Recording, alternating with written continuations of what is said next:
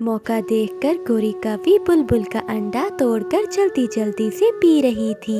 जब बुलबुल वहाँ आ जाती है, गंदी गोरी, अब मुझे पता चला कि मेरे अंडे कौन पीता है। मैं तुम्हें छोड़ूंगी नहीं। ना ना नहीं, मैं तो आज ही आई थी इस दिशा में। ऐसा कहते हुए गोरी कौवी वहाँ से भाग जाती है और बुलबुल भी दूसरे पक्षियों के पास जाती है। बुलबुल सब पक्षियों को इकट्ठा कर लेती है। आज उस गोरी ने मेरा अंडा पिया है, कल को वो तुम सबका भी अंडा पी सकती है। अगर हमने कुछ ना किया तो वो जंगल में किसी को भी नहीं छोड़ेगी और वो हमारे मासूम अंडों को ऐसे ही पीती रहेगी। ऐसा नहीं चलेगा, हम ऐसा नहीं होने देंगे। हम सब मिलकर उस दुष्ट कौवा और कौवी को अपने जंगल से निकाल देंगे। तो फिर चलो, सब चलो, अभी जाकर उन्हें इस जंगल से निकाल देते हैं। कालू जी, बहुत बुरा हुआ, बहुत बुरा हुआ। क्या हुआ, कुछ बताओ भी। क्यों काए काए लगा रखी है? मैं मोटी बुलबुल का अंडा पी रही थी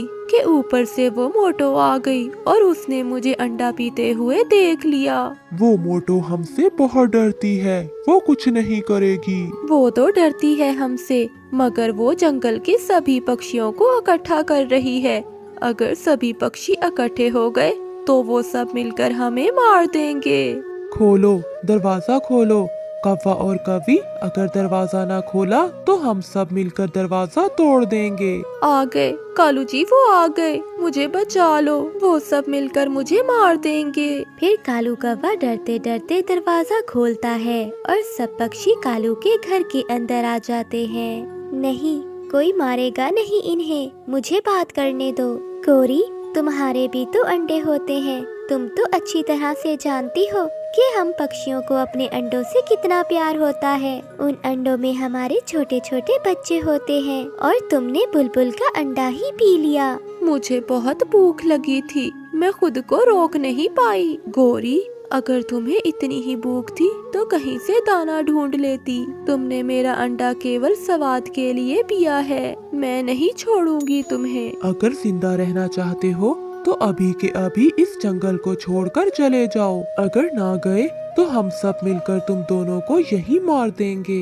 हम चले जाते हैं, हम अभी चले जाते हैं और लौटकर कभी नहीं आएंगे। बस एक बार हमें माफ कर दो, हम अभी ये जंगल छोड़कर चले जाएंगे। दोस्तों, मुझे लगता है कि हमें इन्हें एक मौका देना चाहिए। इन्हें मारने से तो अच्छा है कि ये जंगल छोड़कर चले जाएं। फिर कौवा और कौवी वहाँ से चले जाते हैं और बाकी सब पक्षी भी अपने अपने घर को चले जाते हैं। कौवा और कौवी भी उड़ते उड़ते दूर निकल जाते हैं और फिर एक पेड़ पर बैठ जाते हैं। कालू, अब हम कहाँ जाएंगे?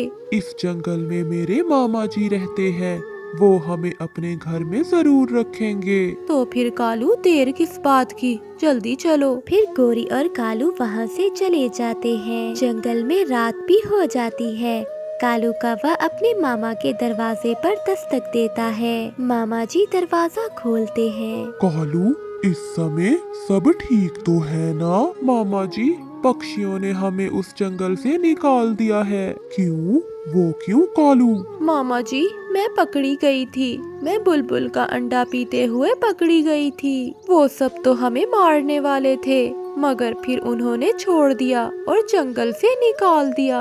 अंदर आ जाओ, अंदर आ जाओ। फिर कालू का मामा उन्हें अपने घर के अंदर ले जाता है। मामा जी, भूख से तो मेरे पेट में चूहे दौड़ रहे हैं, क्या घर में कुछ खाने को नहीं है? मैं तो खुद कल से भूखा हूँ, मैं भी तो पक्षियों का भोजन चुरा चुरा कर खाता हूँ। मामा जी, आप चिंता ना करें, अब हम आ गए हैं, कल से आपके लिए भोजन भी हम लाया करेंगे।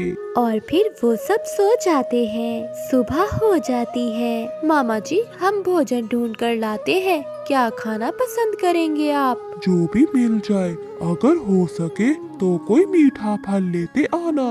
कई दिन बीत गए हैं, मैंने कोई मीठा फल नहीं खाया। फिर वो दोनों पति पत्नी अपने मामा के घर से निकलते हैं। चिड़िया बहन, मुझे पता चला है कि वो दोनों गंदे कौवे अपने मामा जी के पास गए हैं। कबूतर भैया, वो जहाँ भी जाए हमारी तो जान छूटी उन दुष्ट कव्वों से।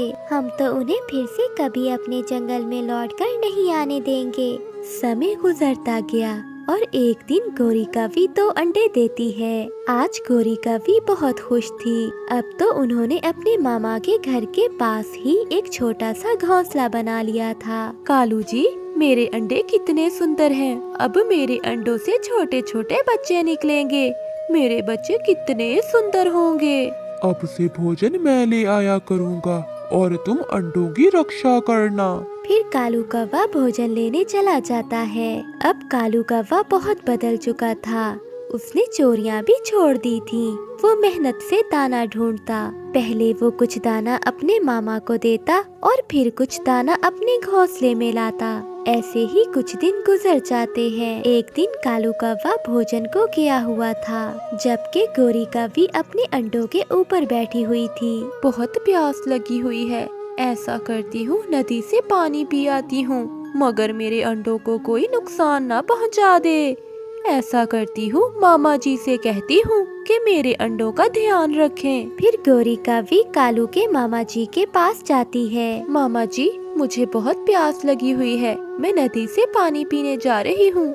आप थोड़ी देर आकर मेरे घोंसले में मेरे अंडों का तो ध्यान रखना। जाओ जाओ, मैं अभी तुम्हारे घोंसले में चला जाता हूँ। फिर गोरी कौवी नदी पर पानी पीने चली जाती है और कालू का मामा अंडों के पास चला जाता है। कालू का मामा गौर से अंडों को देखे जा रहा था। बहुत बूढ़ा हो गया हूँ मैं। अगर मैं इन अंडों को पी लूं तो कुछ जवानी लौट आएगी मेरी। सब कौवे ऐसे ही होते हैं, कौन अपना कौन बेगाना। फिर कालू का मामा खुद को रोक ही नहीं पाता। वो गोरी के दोनों अंडों को पी जाता है। जब थोड़ी देर बाद गोरी कौवी नदी से पानी पीकर आती है तो वो अपने अंडे टूटे हुए देखकर रोने लगती है। मेरे अंडे किसने पिए? मामा जी, मेरे अंडे आपने ही पिए होंगे।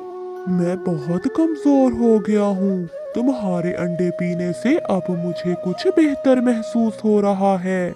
क्या हर्ज है, तुम दोबारा अंडे दे देना। ऐसा कहते हुए कालू का मामा जी वहाँ से चला जाता है। कालू भी घर आ जाता है। गोरी कौवी उसे सारी बात बताती है।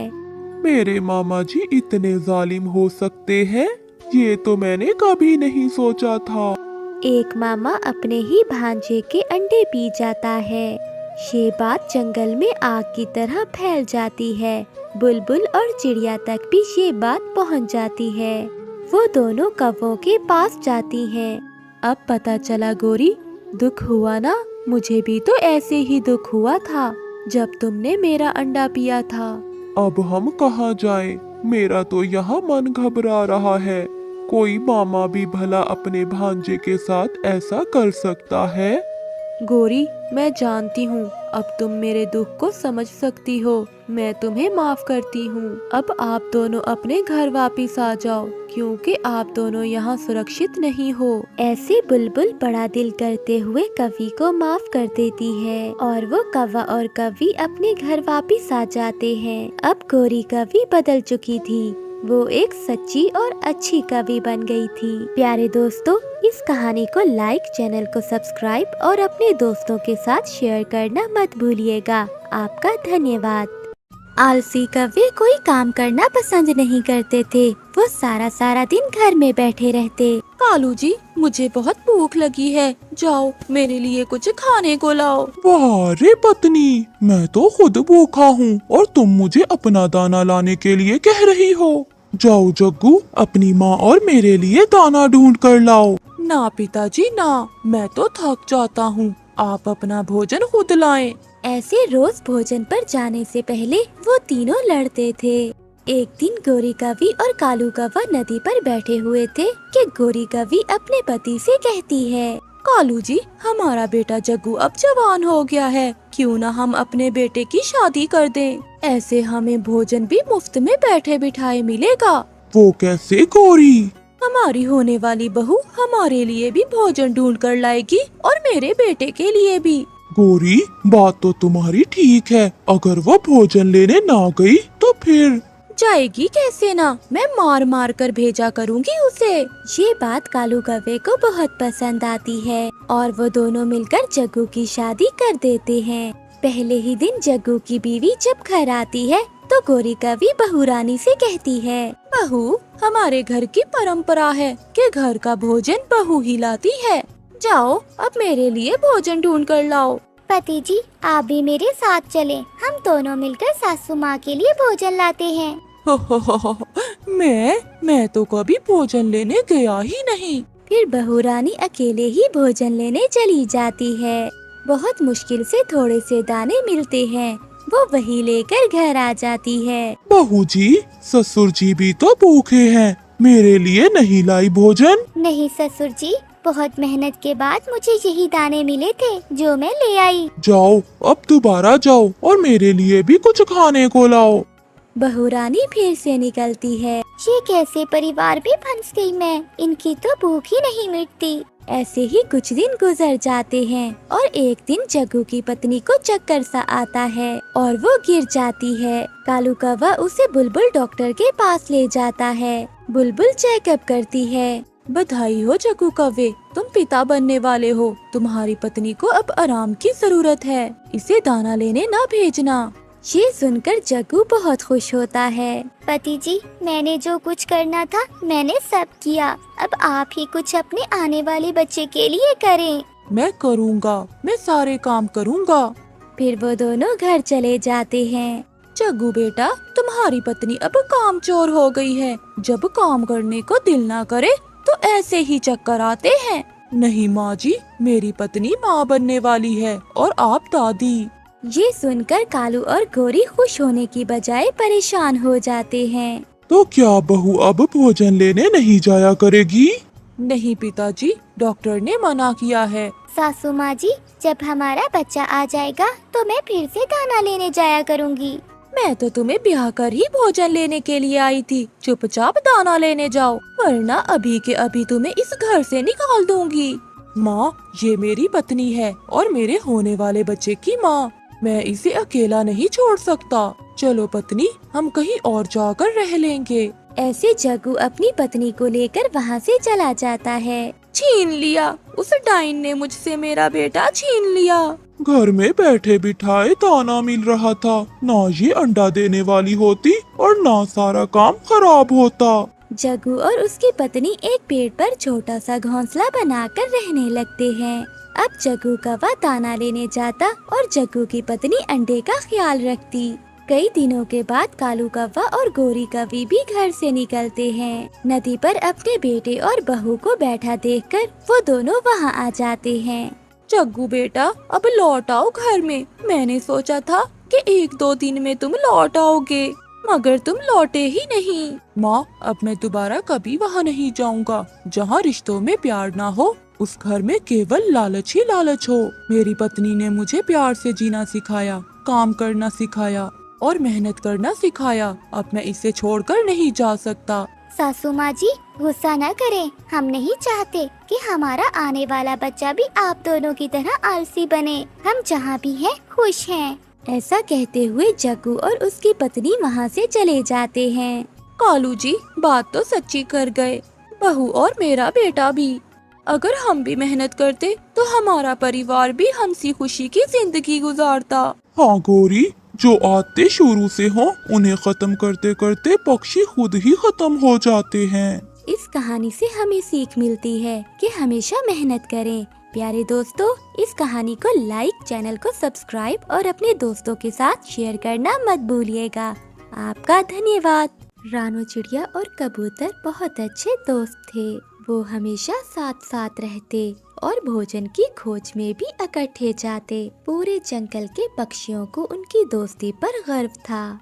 फिर एक दिन उस जंगल में एक कौवा आ जाता है। वो उन दोनों के पास आकर बैठ जाता है। मेरा नाम कालू है। मैं आज ही इस जंगल में आया हूँ। किक्कर के बड़े पेड़ पर है मेरा घोंसला। क्या आप दोनों मुझसे दोस्ती करोगे? हम दोनों दोस्त हैं और एक दूसरे के लिए हम दोनों काफी हैं। हमें कोई शौक नहीं ऐसे राह चलते पक्षियों से दोस्ती करने का। मेरा संबंध चील के परिवार से है। अगर मेरे साथ दोस्ती करोगे तो सुरक्षित रहोगे। क्या चील आपके जानने वाली है? तो और क्या, अभी अभी मैं चील दीदी के पास चाय पी कर आया हूँ। मेरी तो पुरानी जान पहचान है इस जंगल की चील से। जो मेरा दोस्त बनेगा वो पहाड़ों से भोजन भी खाएगा। पहाड़ों पर तो वो चील रहती है, हम तो कभी नहीं गए उस दिशा में। इसीलिए तो मैं बता रहा हूँ, कौवे से दोस्ती करो और पूरा जंगल घूमो फिरो, कोई डर नहीं होगा। फिर कबूतर कौवे की बातों में आ जाता है। तो फिर आज से मेरी और आपकी दोस्ती पक्की हुई। कबूतर, ऐसे किसी अजनबी से दोस्ती करना अच्छा नहीं। ये कौवा हमें कोई नुकसान भी पहुंचा सकता है। परंतु कबूतर चिड़िया की कोई बात सुने बिना कौवे के साथ वहाँ से चला जाता है। यहाँ तो तरह तरह के फल हैं और हम हैं कि घने जंगल में भोजन के लिए मारे मारे फिरते हैं। दोस्त, आप ये फल खाओ और मैं आपको अपनी दोस्त चील से भी मिलवाता हूँ। कबूतर वो फल खाता है और फिर कौवे के साथ चील से मिलने चला जाता है। चील, चील दीदी, देखें देखें कौन आया है आपसे मिलने। अरे अरे, ये तो कबूतर है। स्वागत है कबूतर मेरे इलाके में। चील दीदी, अब ये मेरा दोस्त है और हम रोज आया करेंगे यहाँ पर। चील दीदी, छोटे पक्षी तो ऐसे ही आपसे डरते रहते हैं, आप तो बहुत अच्छी हैं। मैं कल फिर अपने दोस्त कौवे के साथ आऊँगा। अब मैं जाता हूँ। कबूतर वहाँ से चला जाता है। कौवे, मेरे तो आज ही मुंह में पानी आ रहा था उस मोटे ताजे कबूतर को देखकर। नहीं नहीं, अभी नहीं चील दीदी, इतनी जल्दी भी क्या, थोड़ा धीरज रखें। अभी मुझे उससे दोस्ती पक्की कर लेने दें, फिर आप उसे और उसके पूरे परिवार को खा लेना। लूसी, लूसी, आज तो मजा ही आ गया। पति जी, क्या हुआ? आप इतने क्यों खुश हैं? लूसी, आज तुम्हारे पति जी की दोस्ती एक कौवे से हुई है और वो कौवा मुझे चील के पास लेकर गया था और आज से वो चील भी मेरी दोस्त बन गई है। चील से दोस्ती? तो फिर आज से हमारे संबंध भी ऊंचे पक्षियों से होंगे। पति जी, कल मुझे भी साथ लेकर जाना उस चील के पास। हाँ लूसी, मैं तुम्हें ले जाऊंगा और हाँ, वहाँ पहाड़ों पर बहुत फल हैं, भोजन की भी कोई कमी नहीं है। अगले दिन कबूतर अपनी पत्नी को साथ लेकर कालू कौवे के पास जाता है। कौवे दोस्त, ये मेरी पत्नी है। मैंने इसे चील का बताया तो ये भी चील से मिलना चाहती है और मेरे साथ आ गई। बधाई हो बहन जी, अब आप इस जंगल के ऊंचे पक्षी बन गए हैं। रानू चिड़िया भी अपने दोस्त को ढूंढते ढूंढते वहाँ आ जाती है। मैं कब से आपको ढूंढ रही थी, कहाँ थे मेरे दोस्त कबूतर? कौन दोस्त? जाओ जाओ चिड़िया, आज से मेरी और तुम्हारी दोस्ती खत्म हुई। आज से मेरा दोस्त है कौवा। कबूतर भैया, ये शैतान कौवा आपको अपनी जाल में फंसा रहा होगा और जरूर कोई खेल खेल रहा होगा। ऐसे शैतानों से दूर ही रहो तो अच्छा है। भागो यहाँ से, तुम मेरे दोस्त कबूतर की जानने वाली हो, इसीलिए छोड़ रहा हूँ।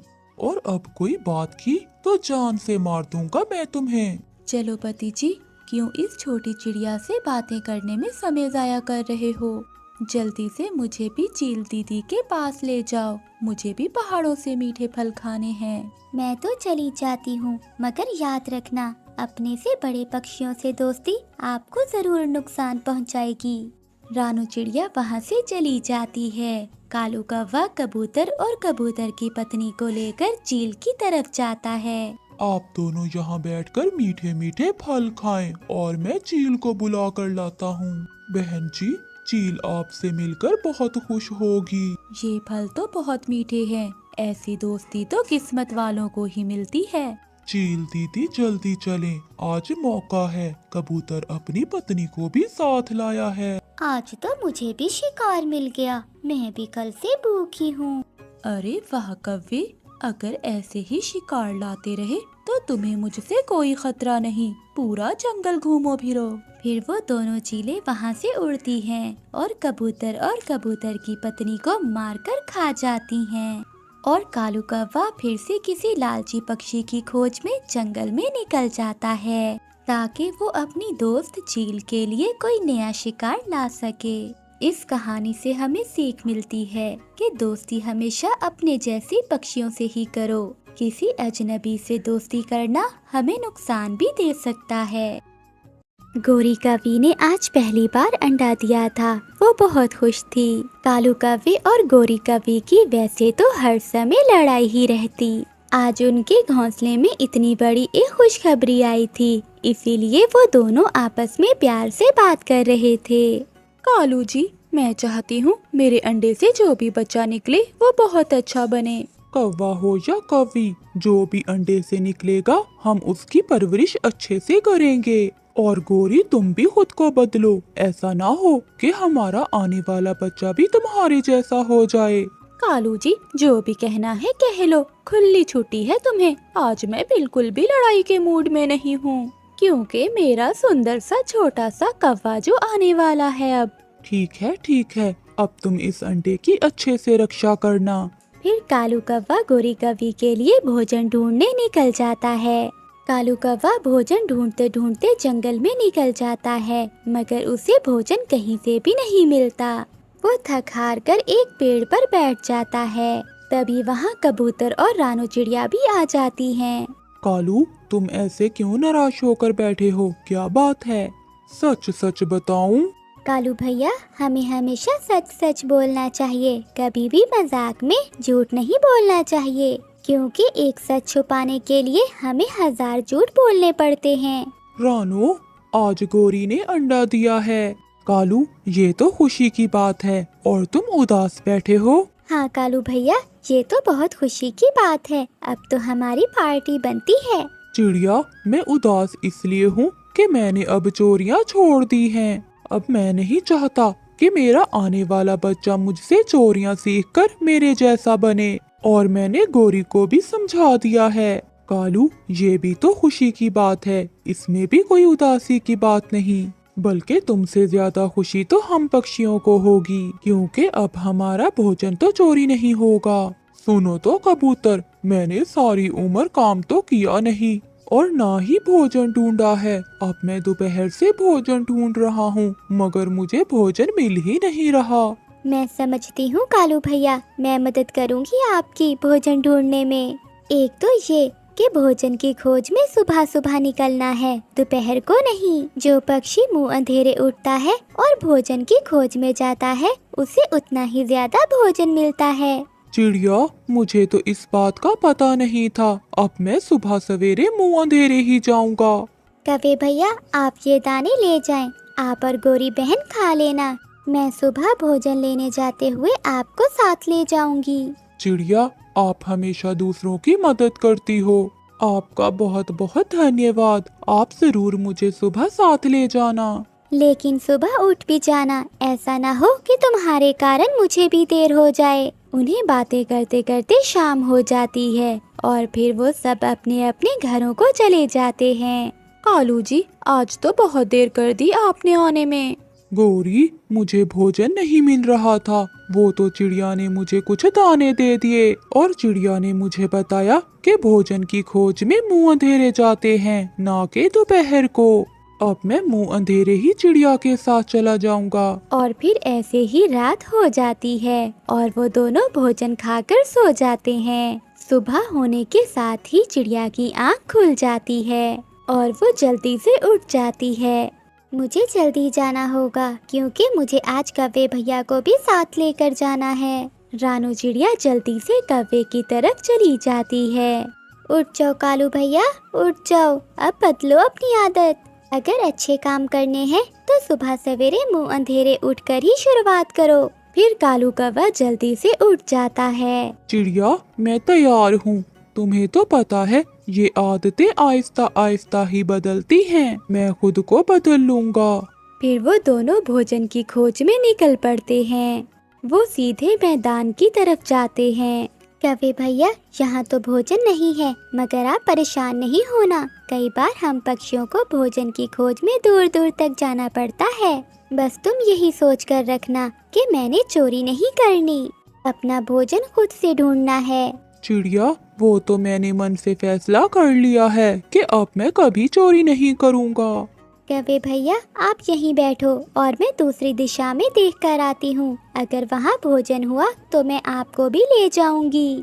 फिर रानू चिड़िया दूसरी दिशा में चली जाती है। जैसे ही रानू चिड़िया वहाँ से जाती है तो आसमान पर गहरे बादल आ जाते हैं और साथ ही तेज बारिश शुरू हो जाती है। वहीं पास में एक पेड़ में बड़ा छेद था। कालू कौवा उसी छेद में छुप जाता है। तभी कालू कौवे का ध्यान सामने पड़ता है जहाँ पेड़ के नीचे कबूतर का एक छोटा बच्चा गिरा हुआ था। कालू कौवे ने तो नेक काम करना शुरू किए थे, इसीलिए कालू कौवा बहुत खुश होता है कि उसे कोई अच्छा काम करने को मिला। फिर कालू कौवा बारिश की परवाह किए बिना ही उस बच्चे को वहाँ से उठाता है और घोंसले में रख देता है। सच में अच्छे काम करके मन को कितनी शांति मिलती है। कालू कौवा जैसे ही वापस आता है तो हैरान रह जाता है। पास में ही पेड़ के पास चावलों का ढेर लगा हुआ था जो पहले तो वहाँ ना था।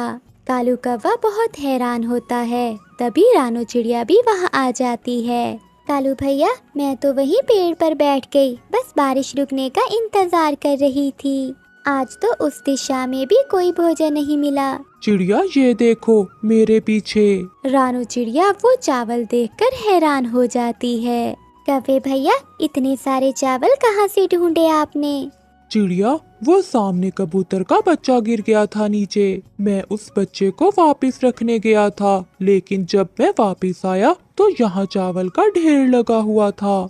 लेकिन मुझे कुछ समझ नहीं आया कि चावल कहाँ से आए।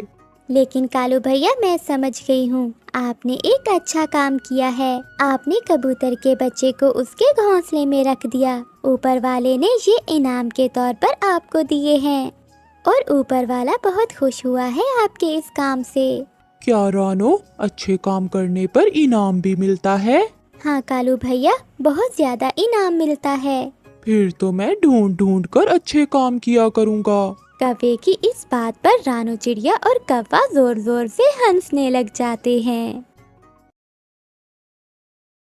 माँ बाप की सभी खुशियाँ अपनी संतान से ही होती हैं। माँ सारी सारी रात जागकर अपने बच्चों को पालती है।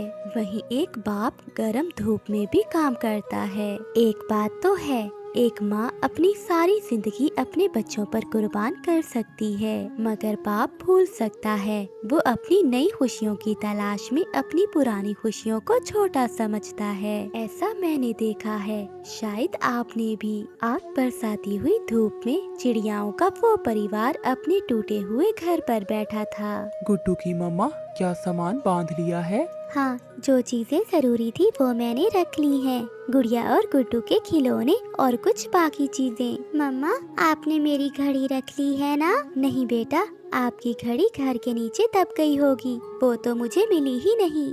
मम्मा अब चलें, धूप पड़ रही है। फिर वो सब अपना नया सफर शुरू करते हैं। उन्हें प्रवास करके दूसरे जंगल जाना था और नए जंगल में जाकर अपने लिए एक नया घर बनाना था। उड़ते उड़ते वो सब दूर निकल जाते हैं। बच्चे थक गए थे, इसीलिए चिड़ियाओं का वो परिवार एक झरने के पास रुकता है। यहाँ का मौसम है तो गर्म, मगर हमारे पुराने वाले जंगल से अच्छा है। बाबा आपको हमें पालने के लिए बड़ी मुश्किलें उठानी पड़ती हैं। गुड़िया बेटी, मुश्किलात तो जिंदगी का एक हिस्सा है। आप सब यहाँ बैठे, मैं आपके लिए कुछ खाने को लेकर आता हूँ। बाबा चिड़िया अपने परिवार के खाने के लिए कुछ लेने चला जाता है। थोड़ी दूर पापा चिड़िया को एक सुंदर सी चिड़िया बैठी दिखाई देती है। बाबा चिड़िया वहाँ जाता है। मैं यहाँ नया आया हूँ, इस जंगल में दाना कहाँ से मिलेगा, क्या आप बताएंगी मुझे? मेरा नाम लाडो है,